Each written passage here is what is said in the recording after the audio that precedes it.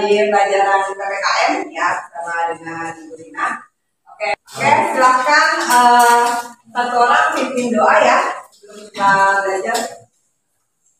Baik teman-teman, sebelum memulai pelajaran pada pagi hari ini, alangkah baiknya kita berdoa menurut agama dan kepercayaan masing-masing. Berdoa dimulai.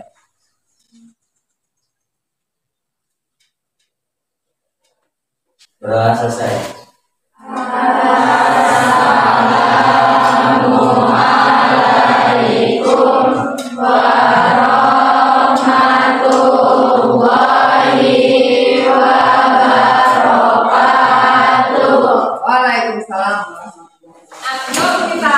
Pembelajaran, Ibu mau kamu kan tadi habis dari rumah ya kan sampai ini mungkin ketemu temennya ya kan ngobrol segala macam. Nah biar lebih konsentrasi lagi nih, Ibu mau kita sama-sama mempraktekkan kesadaran penuh ya atau mindfulness. Jadi nanti kamu dengan amusif ya, kamu enjoy, kemudian usahakan relax dan santai.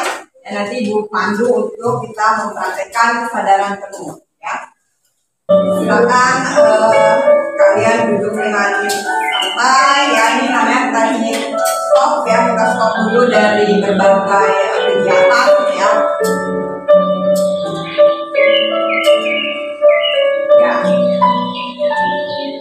Mari kita stop dari kegiatan apapun. Kalian boleh duduk dengan santai, boleh memejamkan mata ya. Kita akan istirahatkan sejenak fisik dan mental kita selama kurang lebih 3 menit saja ya. Sebelum dimulai, silakan anak-anak duduk dengan nyaman. Mungkin bisa digeser kursinya biar lebih nyaman. Kemudian usahakan duduk tidak membungkuk ya. Duduknya tegak, boleh senderan ya, kedua bahu tetap rileks, boleh sambil memejamkan mata ya. Hitung ya, 1, 2, 3 ya. Sekarang pejamkan matanya. Rasakan kursi yang menopang tubuh Anda. Rasakan kedua telapak kaki yang berkumpul pada lantai. Silahkan letakkan tangan pada pangkuan atau di atas meja. Kemudian relax ya, sambil memejamkan mata akan merasa lebih nyaman. Atau kalau tidak mau memejamkan mata, boleh alihkan pandangan ke bawah ya. Silahkan relax. Amati nafas yang masuk dan keluar. Bernafaslah seperti biasa ya. Silakan pandangannya ke bawah, relax saat bernafas. Rasakan udara masuk dan keluar melalui lubang hidung. Rasakan perut dan dada yang turun naik saat bernafas. Mari nafas lebih pelan, lebih dalam. Rasakan perut yang mengembang dan mengepis saat bernafas. Bernafaslah dalam hitungan 4. Tarik nafas 1, 2, 3, 4. Hembuskan dengan perlahan 1, 2, 3, 4. Amati tubuh yang terasa lebih rileks saat mengeluarkan nafas. Amati seluruh wajah, mulai dari otot wajah, sekitar dahi, kelopak mata, pipi, rahang, dagu. Kemudian amati nafas mengalir melalui kedua bahu, lengan atas, dan jari jemari. Amati nafas yang lebih tenang dan perlahan. Amati perasaan Anda saat ini. Amati pikiran Anda saat ini. yang ada di pikiran Anda saat ini? Apa pilihan yang akan Anda lakukan setelah ini?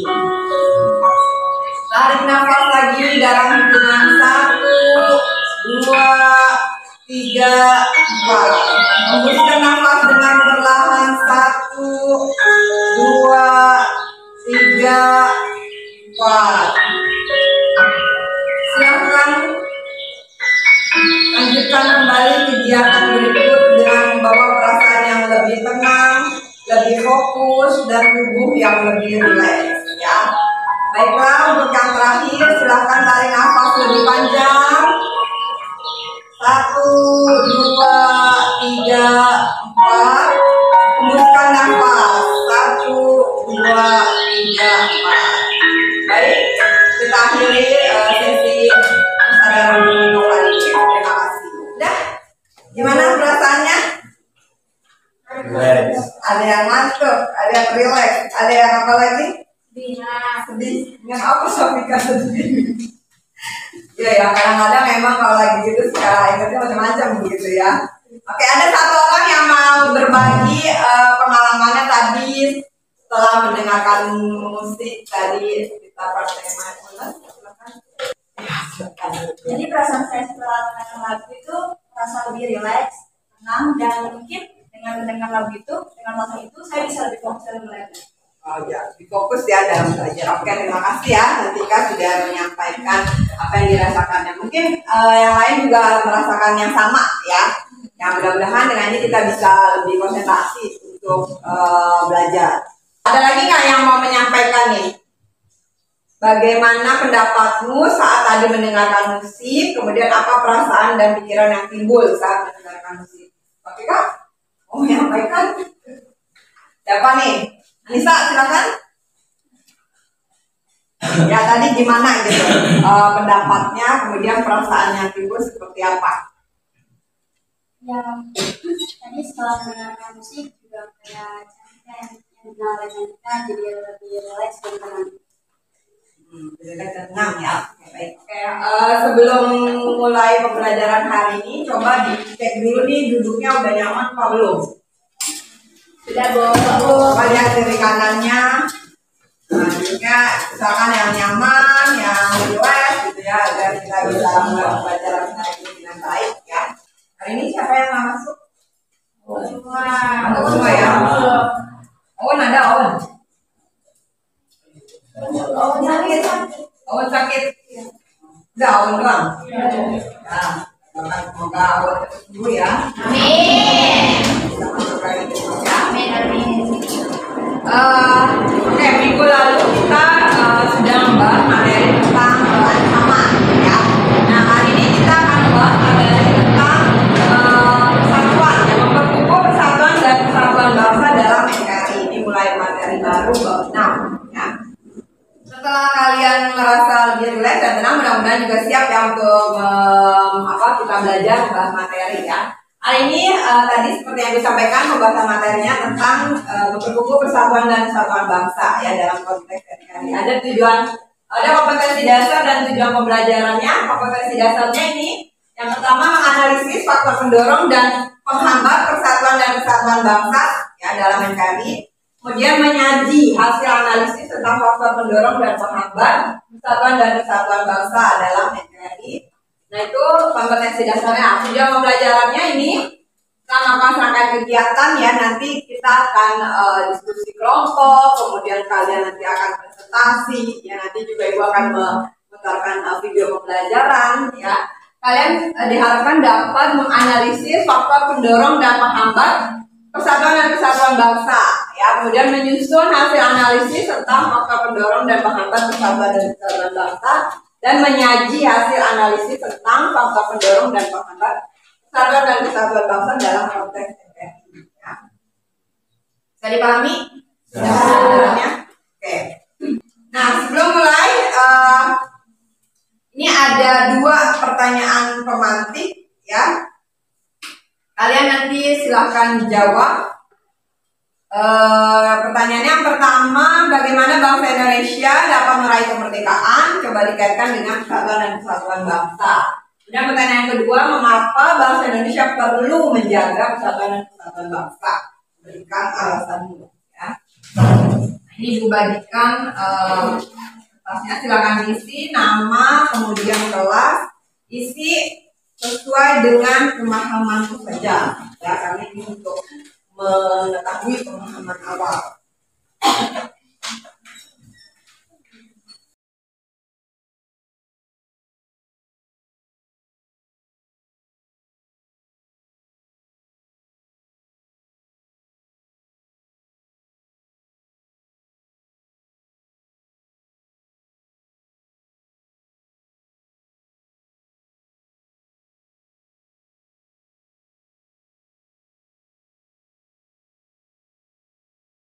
Ya, sekarang dikasih waktu 5 menit untuk mengisi pertanyaan informatif.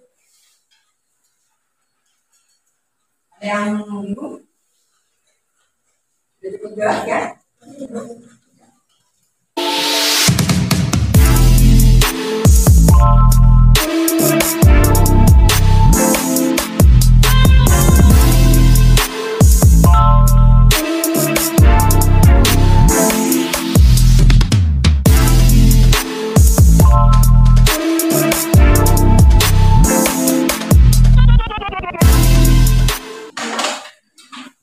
Siapa yang mau maju?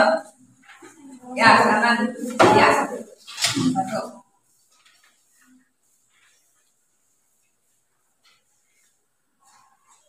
Ya, ini temannya mau men-share ya jawabannya terhadap pertanyaan informatif yang satu. Ya, silakan Lydia. Satu, bagaimana bangsa Indonesia dapat merayakan kemerdekaan kaitan dengan persatuan dan kesatuan bangsa. Bangsa Indonesia dapat merayakan kemerdekaan karena setiap warga negaranya itu bersatu dan bertekad kuat menjaga perdamaian dan keserasian antar saudara agar tidak terpecah belah. Dan setiap warga negara mempunyai potensi untuk meraih kemerdekaan. Jadi ada satu gitu ya. Oke, bagus ya. Satu lagi? Ya. Kita silakan. Ya. Saya akan menjawab pertanyaan nanti nomor 2. Mengapa bangsa Indonesia perlu menjaga persatuan dan kesatuan bangsa? Berikan alasannya. Bangsa Indonesia perlu menjaga persatuan dan kesatuan bangsa agar setiap warga negara mempunyai tekad untuk menjaga kemerdekaan Indonesia dan agar setiap warga negara bersama-sama memiliki persiapan jika ada negara lain yang ingin menghancurkan kemerdekaan Indonesia. Penting ya. Oke, baik, bagus. Boleh dibuka. Baik, sudah ya. Boleh ya. Sudah? Sudah? Sudah? Apa? Sudah? Sudah?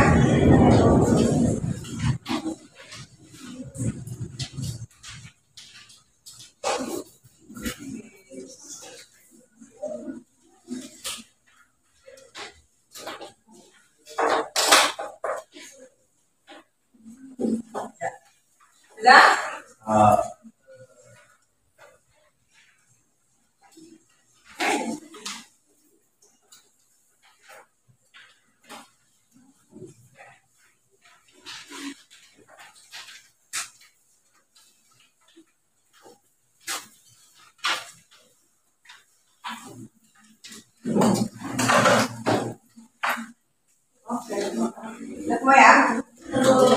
Nah, dari jawaban ini, ibu akan periksa ya, ibu akan meriksanya. Kemudian nanti dari jawaban ini ibu akan mengelompokkan kamu ya berdasarkan kemampuan awal.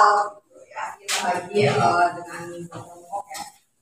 Oke, selanjutnya. Oh, ini kita nyanyi dulu nih ya untuk dia berisma ya. Ya, ada salah satu lagu daerah ya.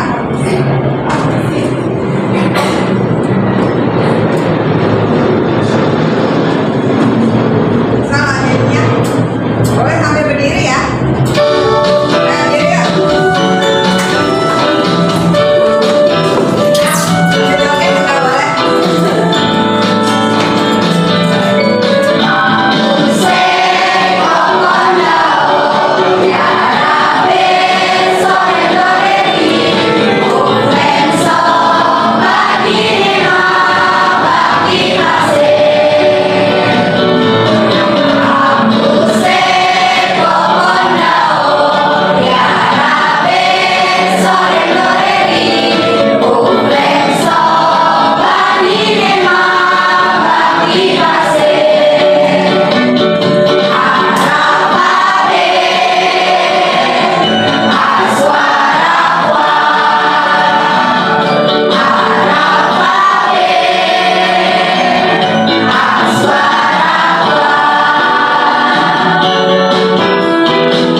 Oke, terima kasih.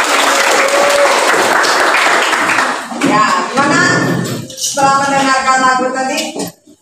Tahu nggak lagunya itu dari mana ya? Dari lagu daerah yang dari mana lagi yang kamu tahu? Apa pisang dari mana? Terus lagu daerah apa lagi? Dari Jawa Barat. Tahu nggak apa lagunya? Bui Bulan. Dari Aceh. Jempa. Banyak ya. Jadi tiap daerah tuh punya lagu-lagu daerah ya. Terus tiap daerah punya apa lagi ya selain lagu daerah? Musik tradisional apa lagi? Tarian, rumah adat, tarian. Ya bisa ada ya di satu daerah ya. Apa lagi? Nah, itu perbedaan yang ada di Indonesia. Ya, nih, kayak di gambar nih itu udah tempelkan nih, ini juga contoh pakaian adat ya. Jadi beragam sekali ya yang dimiliki oleh Indonesia. Kemudian ini rumah adat juga beragam ya. Nah, setelah kita tahu bahwa Indonesia itu beragam tuh ya, di gambar sana juga ada tuh pakaian adat, kemudian pemain Indonesia ya dari Sabang sampai Merauke. Tapi kok bisa ya Indonesia itu bersatu? Makanya gimana ya? Padahal kan kita memiliki berbagai macam perbedaan kan. Kok bisa ya Indonesia bersatu? Kayak gimana? Dengan toleransi. Toleransi ya, dengan saling selanjutnya kalian silahkan menyimak video pembelajaran ya. Sementara kalian menyimak video pembelajaran, gue akan memeriksa jawaban yang saya kemarin tadi ya. Kalau ada hal-hal penting boleh sambil catat. Kalau yang mau sambil lihat di buku juga boleh ya. Di buku ada itu materinya halaman 174 ya.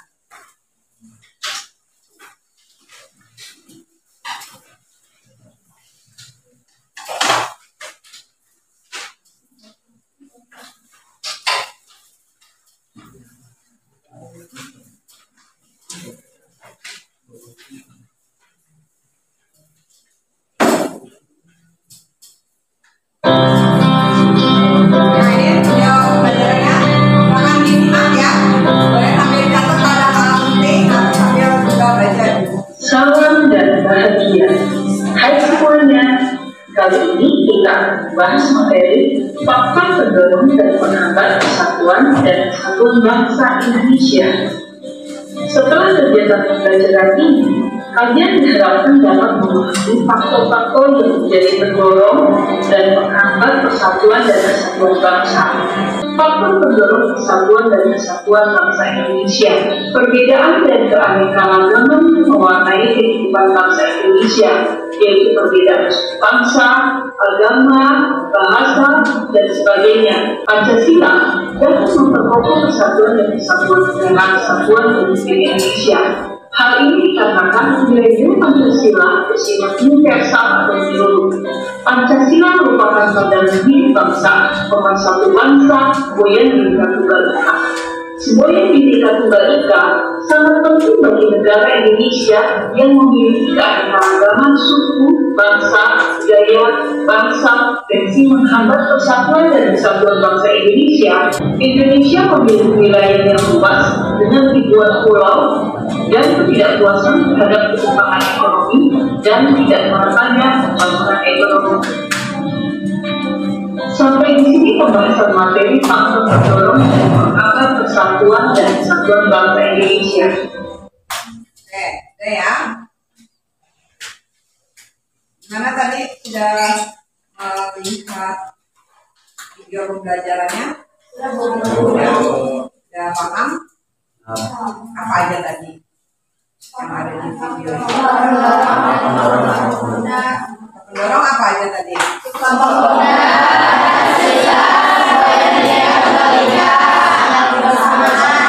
Menghambat keberagaman masyarakat Indonesia, geografis, budaya,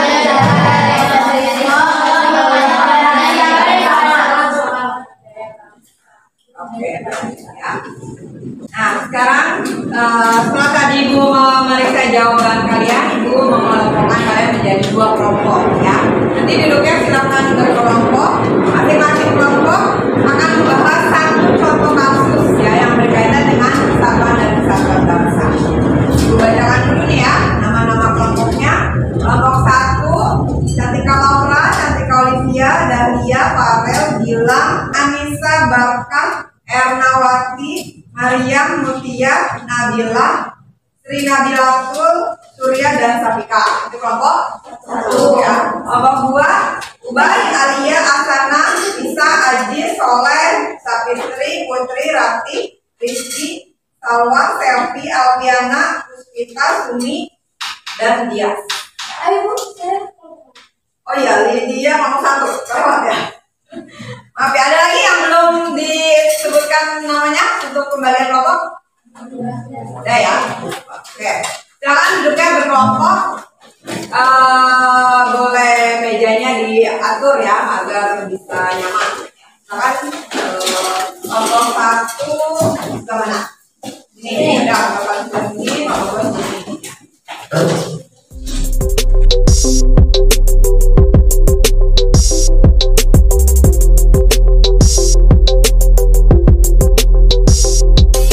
Kelompok 1 dulu ya. Kelompok 1 silakan disimak.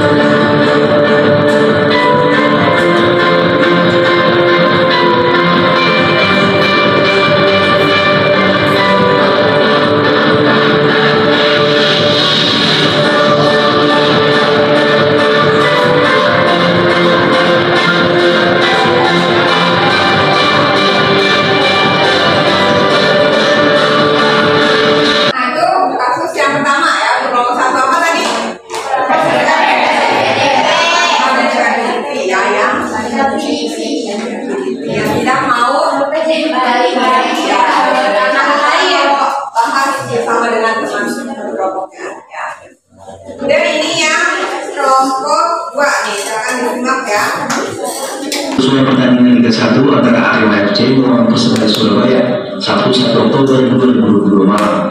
Kapolda Jawa Timur Irjen Niko Afinta menyebutkan kronologi kerusuhan bermula akibat kekalahan tuan rumah Arema FC dari Persebaya Surabaya dengan skor akhir 2-3. Ini berlangsung dari pukul 20.00 sampai 22.00. Dalam prosesnya kemenangan ada di Persebaya 3-2 dengan posisi. Terkait dengan proses pertandingan tidak ada permasalahan. Semuanya selesai. Permasalahan terjadi pada saat telah selesai terjadi kekecewaan dari para penonton yang melihat tim kesayangannya yang tidak pernah kalah selama 23 tahun bertanding di kandang sendiri, tidak pernah kalah, namun pada malam ini mengalami kekalahan. Rasa kekecewaan itu yang menjelaskan para penonton turun ke tengah lapangan dan berusaha mencari para pemain dan official untuk menanyakan informasi pencegahan atau melampiaskan. Oleh karena itu, pengamanan merupakan upaya-upaya pencegahan dan melakukan pengalihan supaya mereka tidak masuk ke dalam lapangan ataupun mengejar para pemain. Dalam prosesnya itu untuk melakukan upaya pencegahan sampai dilakukan gas air mata keras dan habis tidak boleh menyerang tugas dan melakukan kecil dan akhirnya gas air mata mereka pergi keluar di tempat yaitu pengukuran tubuh ya 2012 kemudian terjadi penumpukan. Di dalam proses penumpukan itulah terjadi sesak napas, kekurangan oksigen yang oleh tim medis dan tim pergabungan ini dilakukan upaya penanganan yang ada di dalam stadion. Kemudian juga dilakukan evakuasi ke beberapa rumah sakit. Hingga Minggu 2 Oktober, 180 orang dilaporkan masih menjalani perawatan di berbagai rumah sakit di Kabupaten Malang, Jawa Timur. Apa yang menjadi masalah dalam contoh kasus tersebut? Bagaimana pendapat kelompok kamu terhadap masalah tersebut? Itu pertanyaan yang kedua.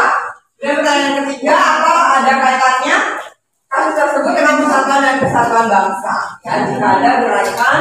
Yang keempat, bagaimana seharusnya sikap kita dalam menyikapi hal tersebut? Jadi setelah kamu lihat kasusnya, kamu analisis, kamu diskusikan bersama dengan teman-teman kelompoknya, bahas pertanyaan ini. Ya. Kemudian nanti dipresentasikan, ya, dia ada tanya jawab, kemudian ada umpan balik juga dari kelompok yang lain. Ya.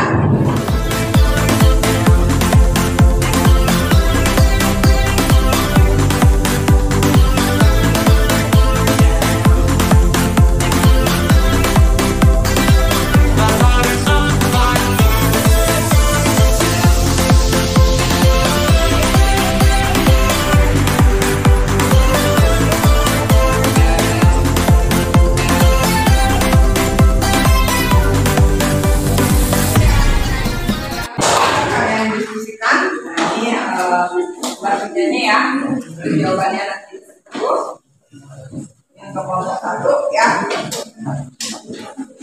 Kasih waktu 2 menit ya. Semuanya bekerja sama, jangan saling mengandalkan ya. Tulis dulu nama anggota kelompoknya, kemudian dibagi tuh satu pertanyaan siapa yang diskusi jawabannya. Kelompok 1 nanti presentasinya mau menggunakan apa? PowerPoint, oke ya. Apa buat? Tugas tertulis ya. Silakan diberikan dengan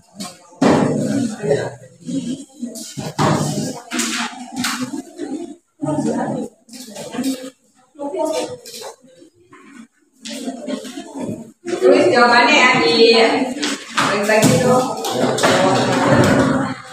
Ya, silakan kelompok 1 mempresentasikan, kelompok 2 disimak ya. Jadi kalau ada pertanyaan disampaikan. Moderatornya siapa? Assalamualaikum warahmatullahi wabarakatuh. Waalaikumsalam warahmatullahi wabarakatuh. Kami dari kelompok 1 ingin mempresentasikan hasil diskusi tentang kasus penerima beasiswa LPDP enggan kembali ke Indonesia. Sebelumnya, perkenalkan, nama saya Cantor Firahman sebagai moderator. Ada Syafika Ramadhani Muzafir, Siti Ansa Puspitasari, Lydia Mitra Karina, Gilang, Mutia, Chandika Laura. Baik, kami akan memulai presentasi kami. Penerima beasiswa lembaga pengelola dana pendidikan LPDP tengah ramai diperbincangkan di media sosial.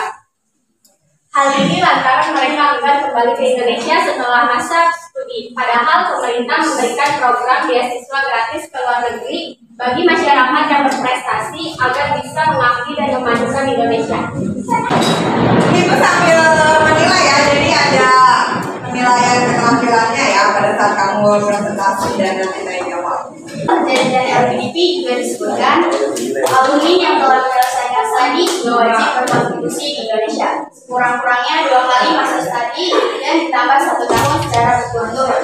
Selain itu, alumni juga wajib berada di Indonesia selama-lamanya 90 hari kali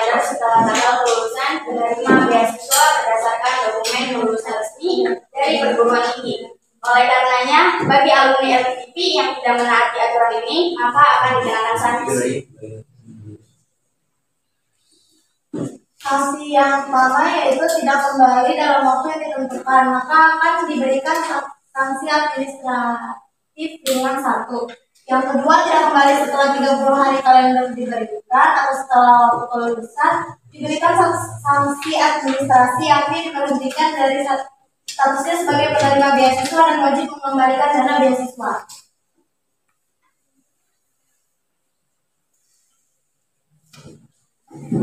Satu, kasus apa yang menjadi masalah dalam contoh kasus tersebut?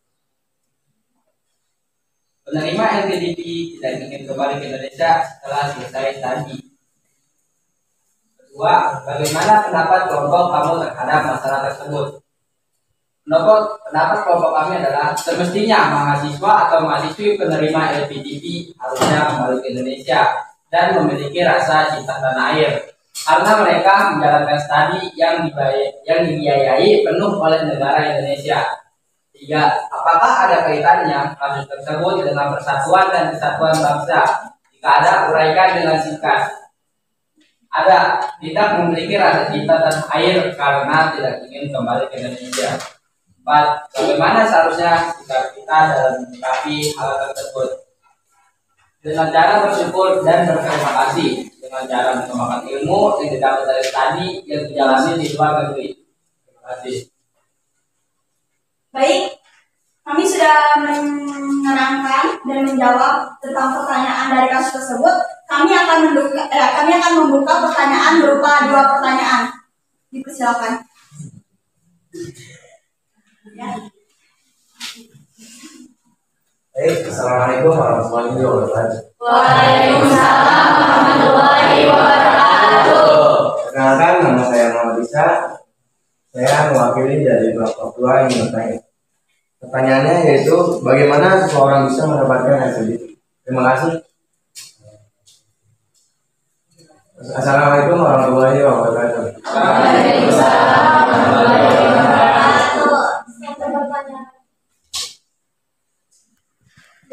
Assalamualaikum warahmatullahi wabarakatuh. Waalaikumsalam warahmatullahi wabarakatuh. Kenalkan, nama saya Sana dari kelas 2 yang bertanya.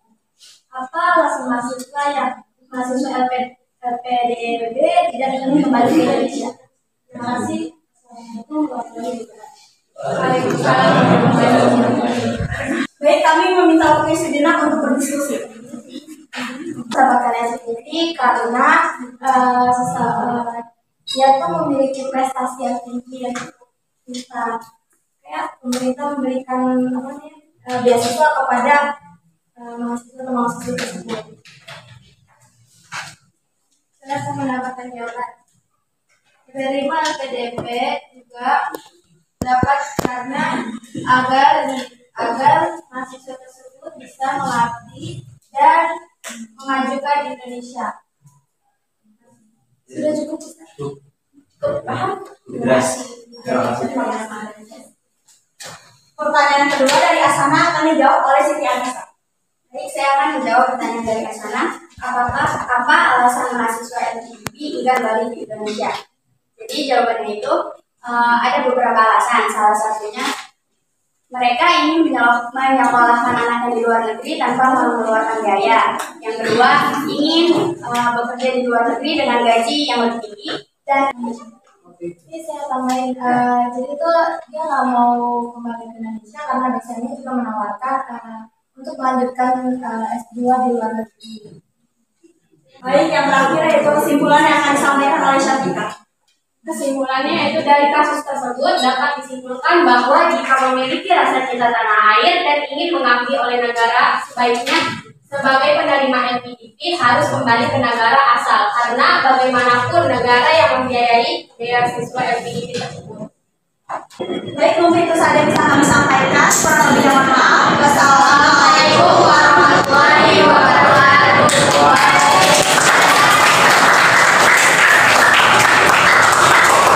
Assalamualaikum warahmatullahi wabarakatuh.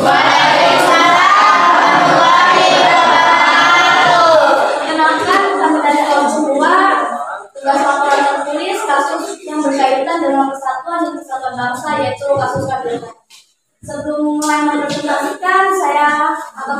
perkenalkan kelompok saya, yaitu saya sendiri Hasanah selaku moderator. Di samping saya ada lagi Salvia, ada Rizka Ulia, ada Muhammad Dias Bagus Saputra, ada Muhammad Isa, Sumiati, Muhammad Abdul Aziz. Baiklah, saya akan memulai presentasinya. Baiklah, di sini ada pendahuluan yang akan disampaikan oleh Ladi Salvia. Kerusuhan di Stadion Kanjuruhan Malang meletus usai pertandingan dari PSIS yang kalah 2-3 melawan Persebaya. Kapolda Jatim Tni Afifta menjelaskan tragedi Stadion Kanjuruhan Malang yang terjadi pada Sabtu tanggal 10 bulan Oktober. Terkait dengan proses pertandingan tidak ada permasalahan, semuanya selesai. Permasalahan terjadi pada saat setelah selesai. Jadi kekecewaan dari para penonton yang menasib kesayangannya tidak pernah balas yang bersusun 3 tahun bertanding di sana sendiri. Ada juga dalam konferensi pers di Polres Malang seperti di Lansir dan Jatim Minggu. Kerusuhan mulai terjadi ketika sebagian Aremania memasuki lapangan dan membawa bendera Persebaya yang sudah dicoret-coret.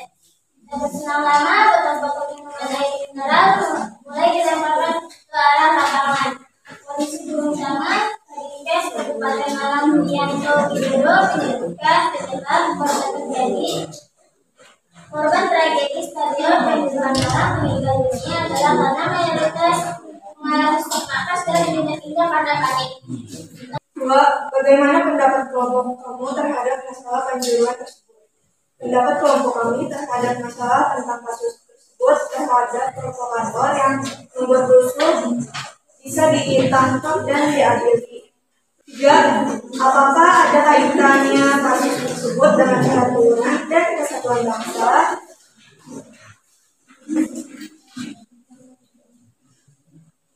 Kasus Kanjuruhan tersebut menghambat persatuan dan kesatuan bangsa karena supporter sepak bola yang ribut usai pertandingan, padahal sesama bangsa Indonesia, tetapi masih ribut karena tim yang didukungnya kalah dari pertandingan.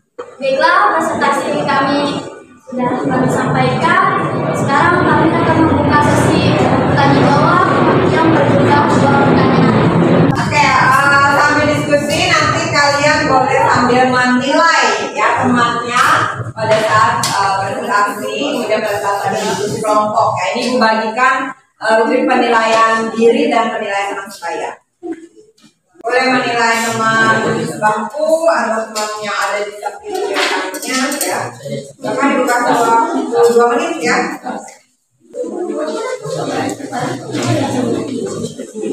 Tadi udah menilai juga ya pada saat kalian presentasi. Ada berarti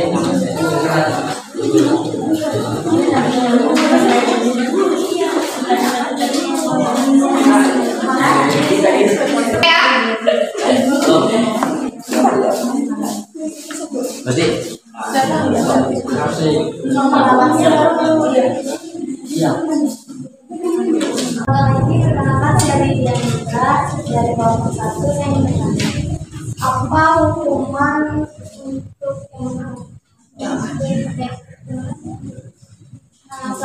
dengan lagi 1 pertanyaan. Assalamualaikum warahmatullahi wabarakatuh. Waalaikumsalam warahmatullahi wabarakatuh. Nama saya Tani Rahman, saya dari kelompok 1. Saya ingin bertanya, apa penyebab lain selain dari kericuan supporter? Kita sesi tanya jawab saat itu dari kami waktu untuk berdiskusi. Yang pertama, Muhammad Isa ingin menjawab pertanyaan dari Lydia. Lydia, tolong di. Baik, saya akan menjawab pertanyaan dari dia dan saya akan mewakili jawab dari kelompok saya, yaitu kelompok 2. Itu jawabannya 2 terdakwa kasus tragedi Kanjuruhan dituntut 6 tahun 8 bulan penjara. 2 orang terdakwa kasus tragedi Kanjuruhan Malang, yakni Subhan Firto dan Abdul Haris dituntut 6 tahun 8 bulan penjara dalam persidangan di Pengadilan Negeri Surabaya, Jawa Timur, Jumat malam 3 Februari tahun 2023. Itu jawaban dari kelompok kami. Bagaimana kepada Lydia? Tadi Foto doang Iya. ya? Kan ada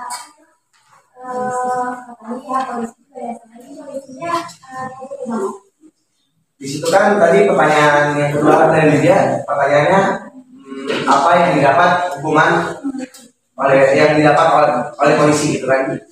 Jawabannya yaitu polisi itu dikenakan sanksi sama dengan si pembuatan tersebut. Terus di Joko juga jabatannya. Jika selanjutnya pertanyaan Apa kronologi lain selain kericuhan dan kerusuhan? Kericuhan pertama dimulai dari salah satu supporter yang turun ke lapangan hingga menghajar supporter lain untuk turun ke lapangan. Dan kericuhan yang disebabkan oleh pihak keamanan yang melemparkan air mata ke arah supporter hingga menyebabkan kepanikan kepada supporter hingga menimbulkan banyak korban jiwa sekitar 300 sekian. Orang meninggal dunia pada kerusuhan tersebut. Sebelum kami menutup presentasi kami, saya perwakilan dari kampus saya ingin menyampaikan kesimpulan kasus yang berkaitan dengan kesatuan bangsa yaitu kasus Kanjuruhan, yaitu kesimpulannya adalah tragedi Kanjuruhan merupakan contoh peristiwa yang menghambat persatuan dan kesatuan bangsa karena supporter bola yang hidup akibat kalah dalam pertandingan padahal mereka sama bangsa Indonesia harusnya bisa menerima kekalahan dalam sebuah pertandingan. Kalau menang biasa terjadi. Oleh karena itu kita harus bersikap sportif menerima kekalahan, tidak gampang emosi dan tetap menjaga persatuan dan kesatuan bangsa. Polisi yang mengamankan juga harusnya tidak langsung menembakkan gas air mata ke tribun penonton. Hal ini juga yang menyebabkan banyak korban. Panitia penyelenggara harus bisa menyiapkan tempat nyaman untuk penonton, selalu standby, menjaga pintu keluar sehingga jika ada keadaan darurat tidak menambahkan banyak korban. Cukup sekian dari presentasi kami. Kurang lebihnya kami mohon maaf. Wassalamualaikum warahmatullahi wabarakatuh. Waalaikumsalam.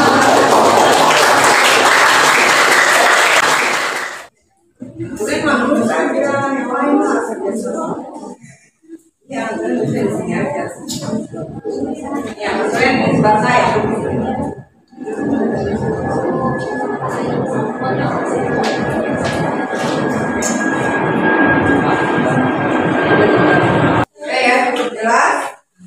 Tadi orangnya mana ya tadi kumpulan? Ya. Ini aja dulu nih. Yang kelompok satu mana laporannya? Tadi yang bulan. Yang ini tadi mana?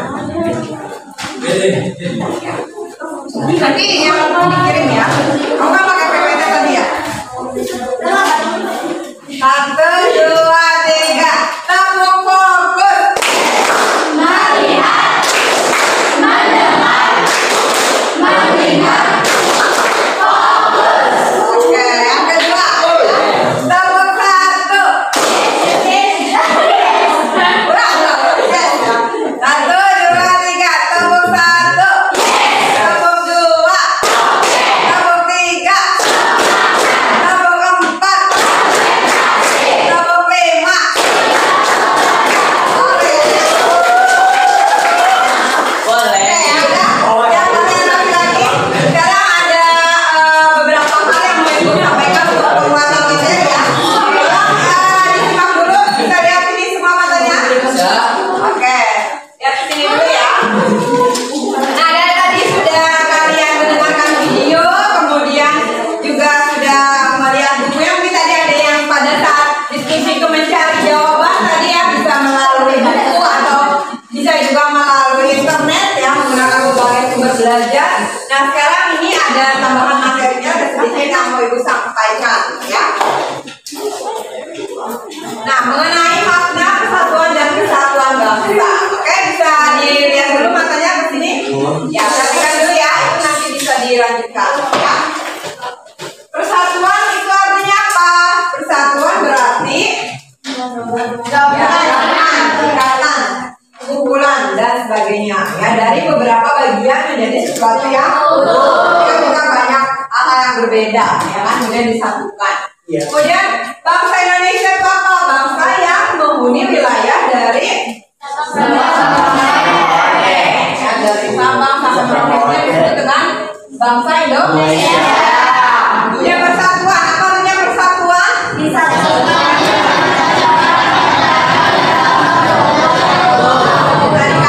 Ada berbagai macam perbedaan, ya. Ada apa aja?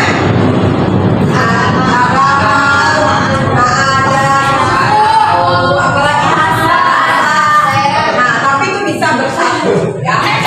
Satu karena berbagai macam corak yang beragam dalam pergerakan hukum. Persatuan bangsa Indonesia adalah persatuan bangsa yang menghuni wilayah Nusantara. Kemudian ini ada faktor pendorong dan menghambat yang tadi juga sudah dibahas. Yang pertama adalah Sumpah Pemuda. Ingat Sumpah Pemuda? Bunyinya apa?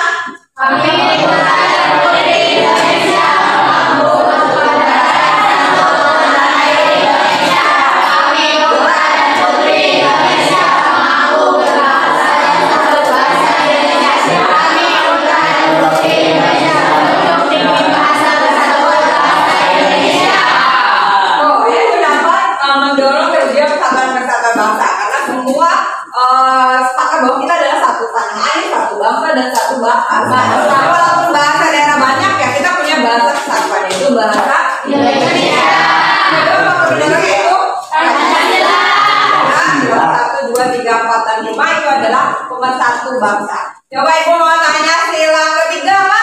Persatuan Indonesia. Sila kelima? Kemudian faktor pendorong ketiga itu Bhinneka Tunggal Ika. Apa artinya Bhinneka? Kemudian yang menghambat nih, ini memang bisa menghambat, ya, tapi maksudnya ini jangan dipermasalahkan, gitu istilahnya, ya. Justru faktor menghambat ini sebagai acuan, gitu ya, sebagai tantangan bagi kita untuk bisa, walaupun ada hal yang menghambat, tapi kita bisa tetap bersatu. Apa aja keberagaman masyarakat Indonesia, yaitu karena sudah kodratnya kita banyak, ya, terdiri dari berbagai macam suku, adat, dan kebiasaan yang beragam. Kemudian letak geografis, ya, itu juga memang letak Indonesia ini secara geografis kan terpisah oleh perairan, ya. Kita adalah negara kepulauan, ya. Kemudian gejala etnosentrisme. Apa yang dimaksud dengan gejala etnosentrisme? Menganggap berbeda budaya Suku lain. Nah, jadi itu boleh nggak sih? Jadi kita harus saling menghargai, ya, boleh menganggap rendah suku bangsa. Oh, suku saya yang paling keren, bukan keren mah. Boleh, ya. Kemudian yang keempat namanya nilai-nilai budaya bangsa. Tadi kan ada karena globalisasi, ya kan, harusnya kita saling toleransi. Apa itu dalam budaya asli bangsa Indonesia. Kemudian yang kelima yaitu pembangunan yang tidak merata. Ini juga sama bisa memicu, ya. Wah, daerah ini tuh pembangunannya bagus, kemudian dapat bantuannya banyak, sedangkan daerah lain enggak. Tapi juga bisa memicu persatuan wisata bangsa itu bisa, gitu ya. Oh iya, kurang satu ya. Apa satu lagi? Oke, semangat kebersamaan. Oke, terima kasih Lydia sudah menambahkan, ya. Nah, ini ada beberapa kata kunci yang berkaitan dengan persatuan dan kesatuan. Yang pertama yaitu wawasan Nusantara. Apa sih wawasan Nusantara?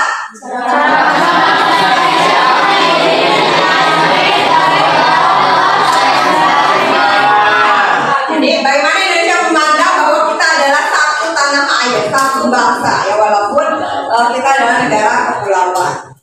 Kemudian integrasi nasional, apa artinya?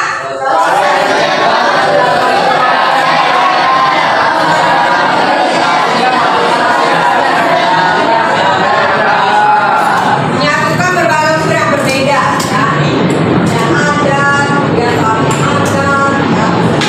yang berbeda itu bisa disatukan dalam bentuk negara, ya, integrasi nasional. Ini adalah proses menyatukan beberapa unsur yang berbeda sehingga menghasilkan keserasian dalam kehidupan bermasyarakat. Kemudian, nah ini faktor integrasi nasional, ada Pancasila, Undang-Undang Dasar Negara Republik Indonesia tahun 1945, bendera merah putih, Indonesia Raya.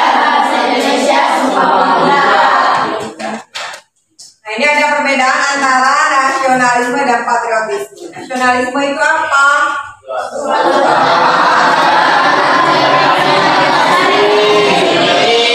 Kita bangsa dan negara sendiri, tapi tidak boleh menganggap rendah bangsa lain. Ya. Dan patriotisme, ketika seseorang yang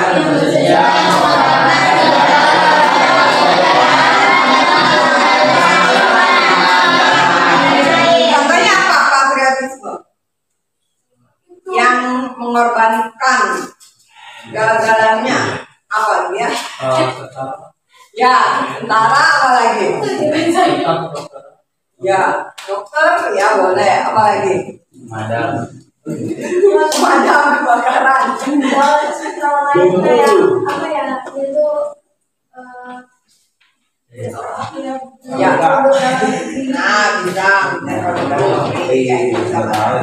perang dulu ya bisa lakukan jiwa patriotisme. Sekarang ya kamu nih dengan belajar tekun, kemudian prestasi, kemudian kalau ikut perlombaan yang misalkan mau lomba olimpiade fisika, lomba olimpiade matematika, itu juga kalau menang kemudian bisa membawa nama baik Indonesia, itu juga termasuk patriotisme. Ya, atau atlet misalnya ya ikut apa nih games misalkan Asian Games ya.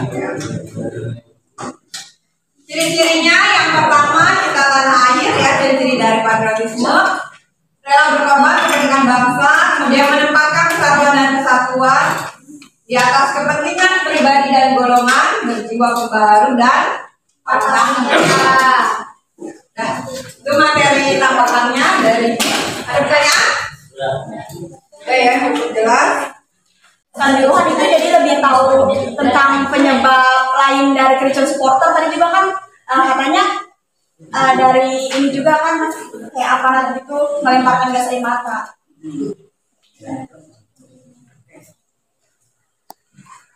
Oke ya, terima kasih ya.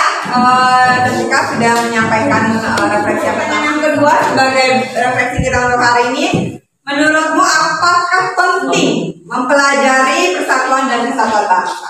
Siapa yang mau menyampaikan? Oke, Gilang silakan.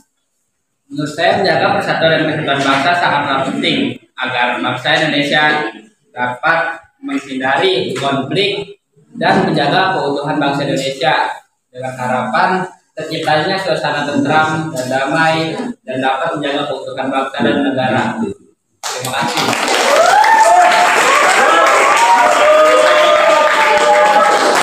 Yang ketiga ya untuk refleksi kita hari ini, ada kesulitan yang kamu temui pada saat kita mempelajari materi tentang faktor pendorong dan faktor penghambat persatuan dan kesatuan bangsa. Nah, kalau ada, apa yang kamu lakukan untuk mengatasi kesulitan tersebut? Silakan, siapa yang mau menyampaikan? Oke, Asana. kesulitan dalam menyusun kalimat ada kalimat tersebut sesuai dengan ejaan yang disempurnakan, dan logika saya sedikit sulit untuk berpikir sehingga waktu diskusi pun sedikit lebih lama. Oke, terima kasih ya. Dan sudah menyampaikan.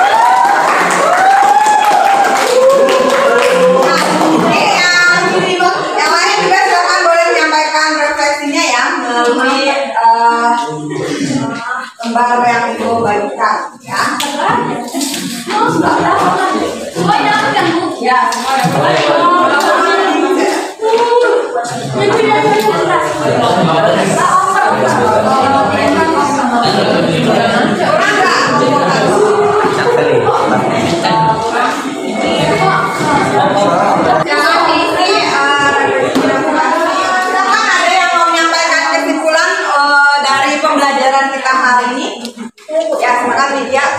Yang saya dapat simpulkan dari pembelajaran hari ini adalah faktor pendorong terdiri dari 4, yaitu Sumpah Pemuda, Pancasila, Semboyan Bhinneka Tunggal Ika, dan juga semangat kebersamaan. Kemudian tadi yang PowerPoint dari video menambahkan adanya undang dasar, juga bendera merah putih dan bahasa Indonesia.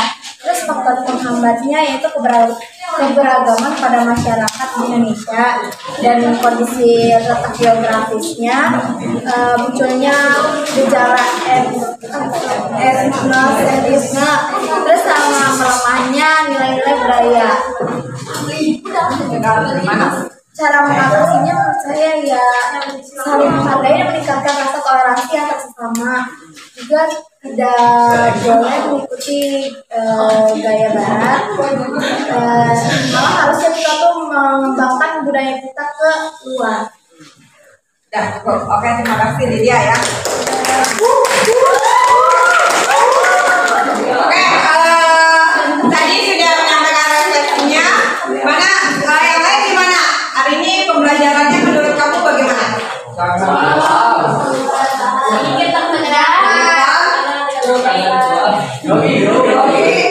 lagi? Yang menyenangkan apa yang menyenangkan?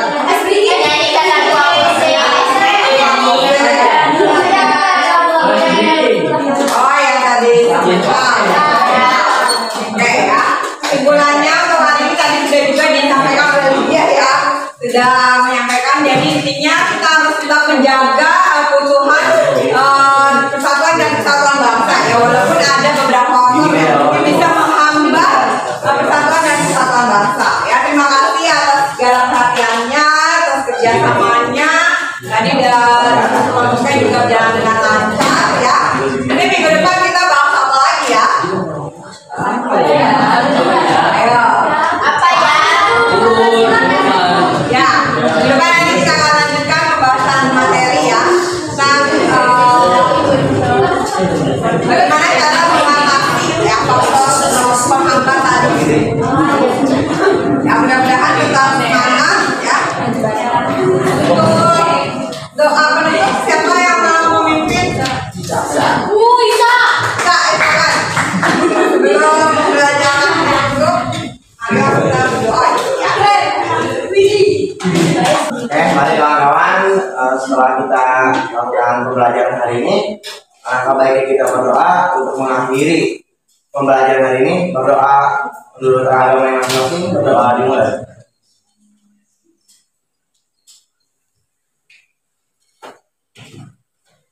Doa selesai.